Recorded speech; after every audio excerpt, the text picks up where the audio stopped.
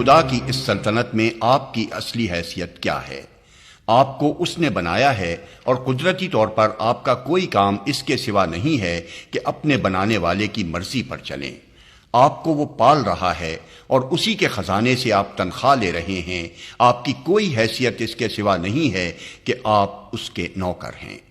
آپ کا اور ساری دنیا کا افسر وہ ہے، اس کی افسری میں آپ کی حیثیت ماتحتی کے سوا اور کچھ نہیں ہو سکتی۔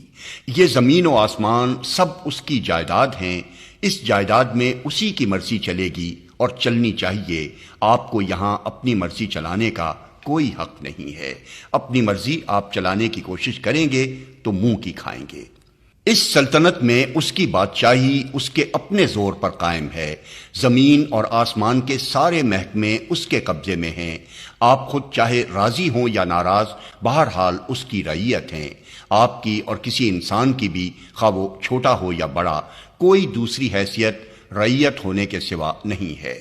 اسی کا قانون اس سلطنت میں قانون ہے اور اسی کا حکم ہے۔ رعیت میں سے کسی کو یہ دعویٰ کرنے کا حق نہیں ہے کہ میں ہز میجسٹی ہوں یا ہز ہائینس ہوں یا ڈکٹیٹر اور خود مختار ہوں۔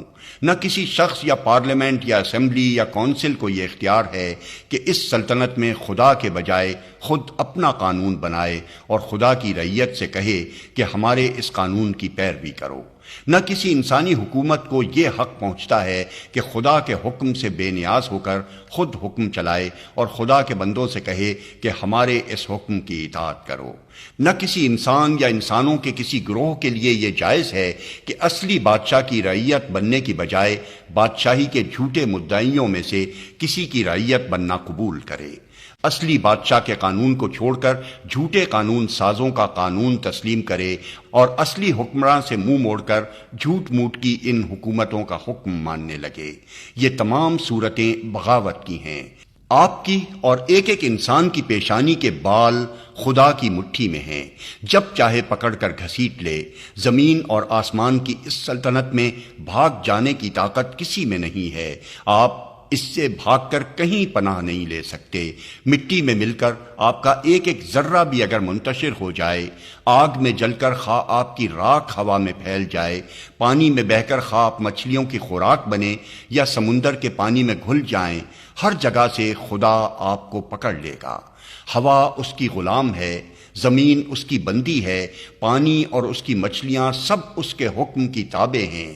ایک اشارے پر سب طرف سے آپ پکڑے ہوئے آ جائیں گے اور پھر وہ آپ میں سے ایک ایک کو بلا کر پوچھے گا کہ میری رعیت ہو کر بادشاہی ساورنٹی کا دعویٰ کرنے کا حق تمہیں کہاں سے پہنچ گیا تھا؟ میرے ملک میں اپنا حکم چلانے کے اختیارات تم کہاں سے لائے تھے؟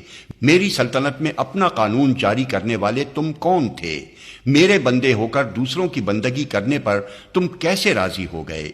میرے نوکر ہو کر تم نے دوسروں کا حکم مانا، مجھ سے تنخواہ لے کر دوسروں کو انداتا اور رازق سمجھا، میرے غلام ہو کر دوسروں کی غلامی کی، میری بادشاہی میں رہتے ہوئے دوسروں کے قانون کو قانون سمجھا اور دوسروں کے فرامین کی اطاعت کی۔ یہ بغاوت کس طرح تمہارے لیے جائز ہو گئی تھی؟ فرمائیے، آپ میں سے کسی کے پاس اس الزام کا جواب ہے؟ کون سے وکیل صاحب وہاں اپنے قانونی داؤ پیچ سے بچاؤ کی صورت نکال سکیں گے؟ اور کون سی سفارش پر آپ بھروسہ رکھتے ہیں کہ وہ آپ کو اس بغاوت کے جرم کی سزا بھگتنے سے بچا لے گی؟